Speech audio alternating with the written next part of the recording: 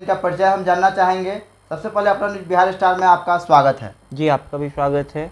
क्या आपका क्या परिचय हुआ? मेरा नाम कुमार शिशिर हुआ जी। मेरा घर ब्रह्मपुरा मोतीपुर थाने के का एक गांव है ब्रह्मपुर करमन पंचायत। मैं वहीं का स्थानीय निवासी हूं और मैं एक साधारण से किसान परिवार का लड़का हूं। मेरे क्वालिफ़िकेशन की बात अगर आप जानना चाहते हैं तो मैं मास्टर इन फार्मास्यूटिकल साइंस की डिग्री ली है और वर्तमान में मैं अवकाश लेकर के चुनावी मैदान में उतर पड़ा हूं। और यहीं पास के जगीरिया चौक के पास Sai Baba institute of pharmaceutical science है, मैं उसी में असिस्टेंट प्रोफेसर के पद पर तैनात हूँ। तो लोग यहाँ पे बोलते हैं कि हम युवा प्रत्याशी दे रहे हैं, युवा और शिक्षित उम्मीदवार दे रहे हैं, सभी दल बोलते हैं, लेकिन क्या आपको लगता है कि युवा और शिक्षित उम्मीदवार यहाँ हैं? जी, मैं अन्य उम्मीदवार और अन्य दल के उम्मीदवारों पर कोई टिप्पणी नहीं करना चाहूँगा। मैं अपने विचार, अपनी बात को लोगों के बीच रखने आ रहा हूँ।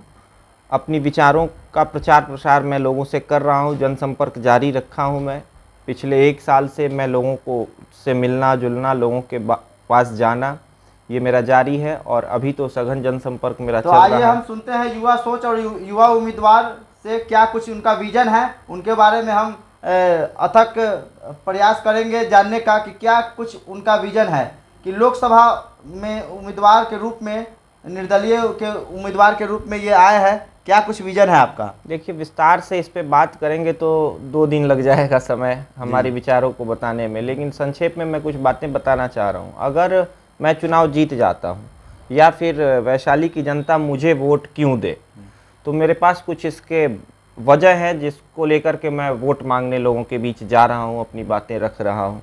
जैसा कि आप और हम जान रहे हैं कि समाज में 90% लोगों के बच्चे सरकारी विद्यालयों में शिक्षा ग्रहण करने जाते हैं और क्या हालत है अभी सरकारी विद्यालयों की, ये किसी से छुपी हुई नहीं है विजय जी।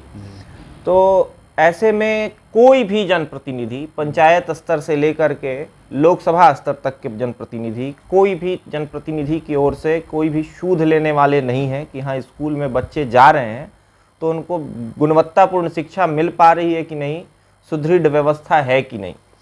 तो इस क्षेत्र में मेरा सबसे पहला कार्य होगा कि शिक्षा, जो सार्वजनिक शिक्षा प्रणाली है, उसको बेहतर बनाया जाए और अच्छी शिक्षा लोगों तक पहुंच पाए या लोग उसका लाभ ले सकें। दूसरी बात आती है सार्वजनिक स्वास्थ्य की।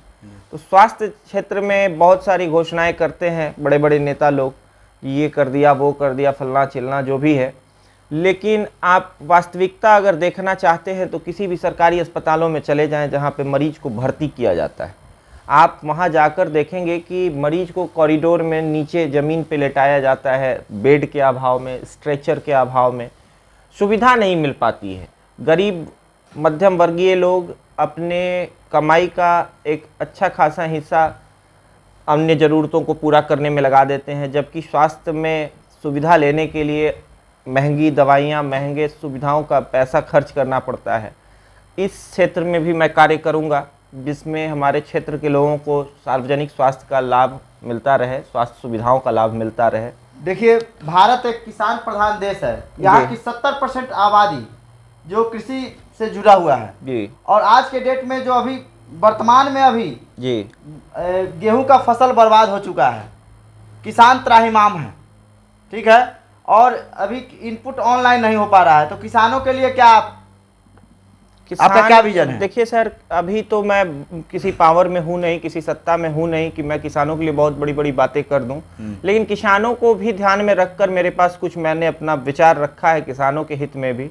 मैं चौधरी चरण सिंह जी को भी फॉलो करता हूं और मेरे पोस्टर में चौधरी चरण सिंह जी को मैंने स्थान दिया है, मैं अपने सर के ऊपर बिठा के रखा है। और किसानों के लिए, जैसे आजकल के जनप्रतिनिधि समाज में जो चीज़ चल रहा है उसके चक्कर में नहीं है, उसके ऊपर वो चर्चा ही नहीं करना चाह रहे हैं। अब जैसे हमारे समाज में कचरा, प्रतिदिन हजारों टन कचरा उत्पन्न हो रहा है, कचरा जो बहुत तरह के कचरा होते हैं, उन कचड़ों से किसानों के लिए सस्ते दर पे खाद उपलब्ध कराऊंगा। मैं कचरा का प्रबंधन करके उत्तम खाद बनाऊंगा जिससे किसानों को लाभ मिल सके, यहाँ के स्थानीय किसान उसका लाभ ले सके। बाकी अन्य भी जो सुविधाएं हैं, मैं अगर चुनाव जीत जाता हूं तो किसानों को मेरे द्वारा जो मिलने वाले लाभ होंगे वो मैं पूरा 100% किसानों को मैं अपना दूंगा। अच्छा, ये आप मानते हैं कि बिहार में जातिगत जो राजनीति होती है, इसको जी। मानते हैं या नहीं मानते हैं? नहीं श्रीमान, मैं जाति व्यवस्था में विश्वास नहीं रखता हूँ। लेकिन मैं इसको बिहार में होता है या नहीं होता है? नहीं होता तो है, राजनीति जाति इसको पर होता है या नहीं जी होता है, हाँ बिल्कुल, या ना? नहीं बिल्कुल होता है। हाँ। यहाँ लोग वोट देने जाते हैं तो नेता नहीं अपना रिश्तेदार चुनने जाते हैं, ऐसा बहुत समाज में फैला हुआ है। लेकिन इन कुरीतियों को दूर करने के वजह से ही मैं इस चुनावी मैदान में आ रहा हूँ कि जात पात का बंधन तोड़ो, मानव से मानव का नाता जोड़ो। अब मेरी रही बात तो मैं इन सब विषयों पे कोई चर्चा नहीं करना चाहता हूँ, मैं अपनी तारीफ भी नहीं कर रहा हूँ। मैं विभिन्न वर्ग के लोगों के साथ पढ़ाई किया है, मैंने काम किया है और आज विभिन्न वर्ग के लोगों के साथ मेरा मिलना जुलना उठना बैठना होता रहता है। इसीलिए तो आपका हम इंटरव्यू लेने लगे कि युवा क्या, आज के दौर में युवा क्या सोचता है? आप युवा उम्मीदवार है, पढ़े लिखे हैं, और जो युवा के बारे में कुछ सोचेंगे, उनके नौकरी के लिए भी सोचेंगे। आबादी है, युवाओं की आबादी है हमारे जो क्षेत्र में। बेरोजगार हैं अभी। हाँ बिल्कुल, मैं उन बेरोजगार युवाओं के लिए भी समुचित और सामूहिक रोजगार मुहैया कराने के दिशा में काम करूंगा। उनको उनके घर पे ही रोजगार की उपलब्धता होगी, जो उनको अपनी आजीविका चलाने के लिए दर दर की ठोकरें नहीं खानी पड़ेंगी, उनको भटकना नहीं पड़ेगा, किसी दूसरे राज्य में जाकर धक्के नहीं खाने पड़ेंगे उनको उनके घर पे भी। इसके बारे में भी मेरे पास बहुत सारा प्लान है जो मैं अभी विस्तार से बता नहीं सकता। मैं चुनाव अगर जीत जाता हूं तो उसके बाद मैं उसको इम्प्लीमेंटेशन करूंगा उसका। जो लेबर, जो मजदूर हैं, जो जी। लेबर क्लास के लोग हैं, उनके लिए क्या आपका विजन है?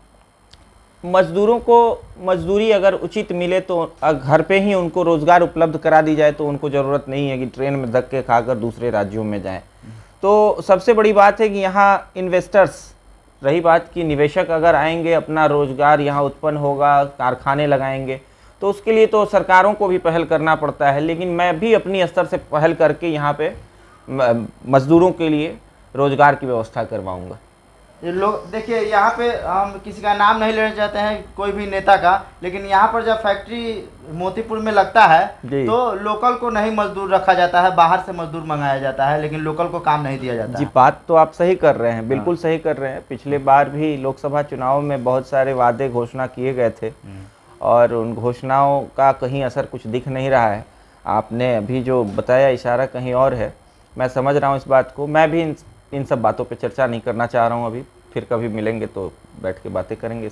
इसी के साथ हम विदा लेते हैं, अगले वीडियो में फिर मिलेंगे। जय हिंद, जय भारत, जय